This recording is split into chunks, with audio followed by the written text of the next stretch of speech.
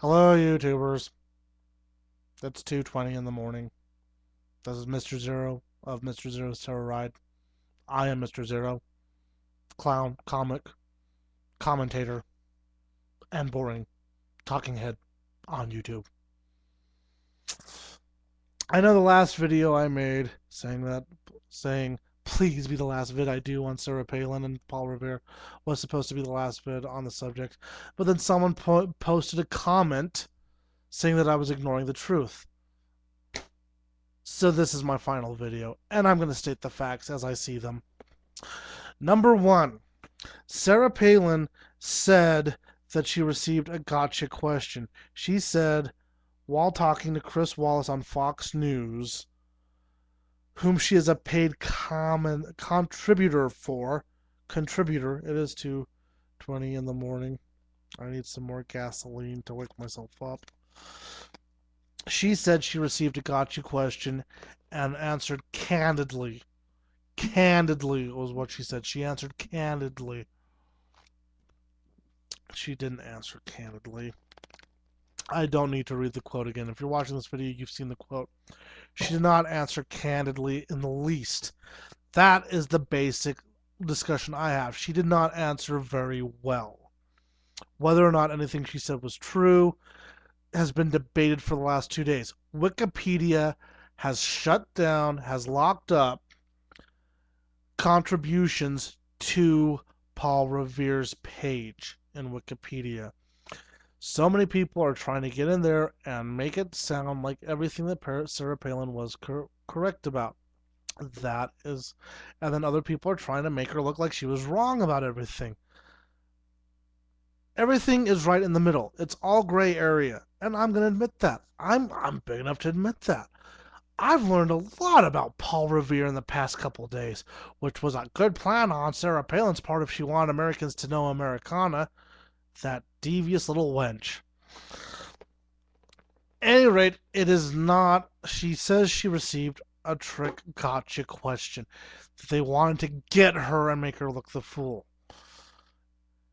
The question was, what have you seen so far today, and what are you going to take with you from your visit? That's not a trick question. That's a step away from saying to your daughter, what'd you learn in school today, honey? That's another couple steps of saying to your neighbor, so what have you been up to? Not a trick question. You should be able to answer that quite simply. And she did. She did. And I will give her that. She answered that question itself simply. She said, we went and saw, and I'm paraphrasing her here because I haven't seen that enough. Excuse me. She said that they went and saw where Paul Revere grew up as a teenager, which was cool and neato, was basically what she was saying. Okay, that's a very good, concise answer. She's in Boston. Good place to go and see Paul Revere's historical landmarks and whatnot.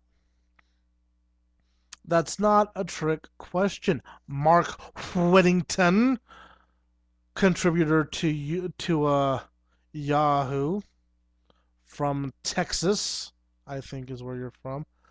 Obviously, a liberal intellectual hater, and because he goes on to say that Sarah Palin purposely came out with this response, her run-on sentence about Paul Revere going and shooting warning shots to the British to warn them that they won't take away our guns by ringing bells and shooting shots and sending out those bells, and to tell the American people that we would be safe, secure, and armed.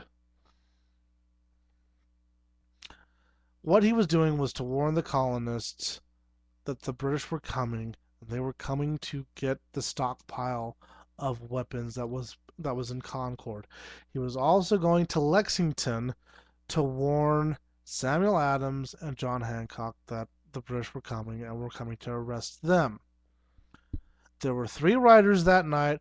They were all part of the safety committee or whatever, and that's what they were out doing, was warning people.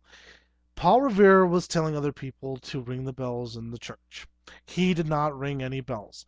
He did not shoot any warning shots. He did tell the British that there were 400 armed American men out there, or something to that effect, when he was held at gunpoint and interrogated.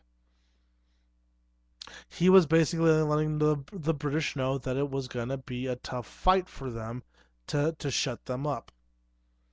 Is that a warning the British that they weren't going to take our guns? He wasn't saying that. He was saying that they're bringing on a fight and it's going to be one heck of a fight.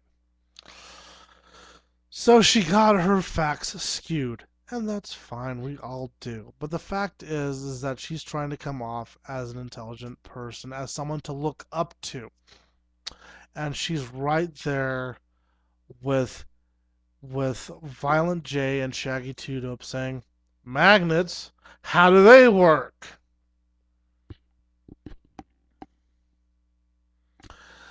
It was not a trick question. Her response after she had answered the question by saying that she had seen Paul Revere's whatever was unnecessary, but it sounded like she had taken everything she had learned that day and kind of regurgitated it up for us in a way that's kind of like, this is very messy and gross. What is it? And she got called on it. And okay, so she had just heard some facts that were probably very much true, and they had come out a little bit in what she had said. So that stuff, you could sit there and say she got those right. She also got things wrong. My main point is that woman doesn't know how to speak. She's right up there with George W. Bush and Miss What's Her Face, Miss North Carolina of 2007, such as. You know who I'm talking about. Look her up if you don't. Sarah Palin doesn't know how to speak. She's really good at parroting information that she's told. And I hope she does run for president. I hope she is the top pick, though I seriously doubt she will be the top pick by the GOP. They're not dumb. The GOP are not dumb. At least I would assume. I'm making the assumption they're not dumb enough to use her as their front runner for president. You think she's going to beat Barack? I don't think she could beat Barack.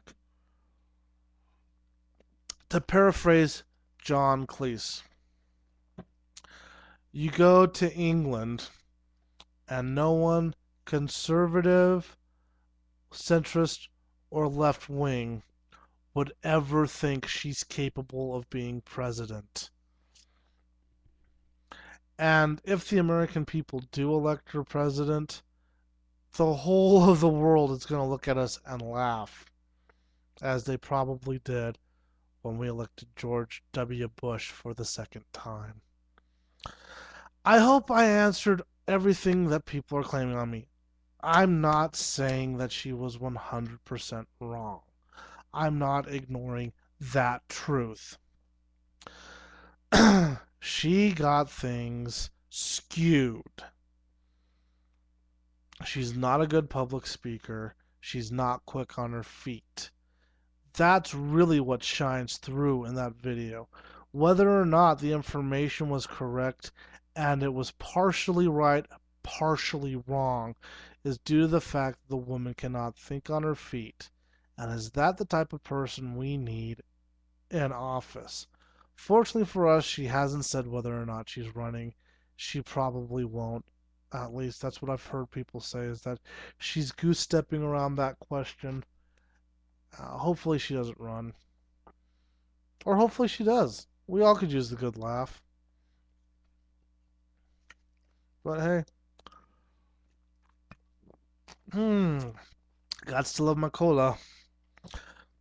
I think I'm done with this. This is the last word on Sarah Palin and Paul Revere. I swear.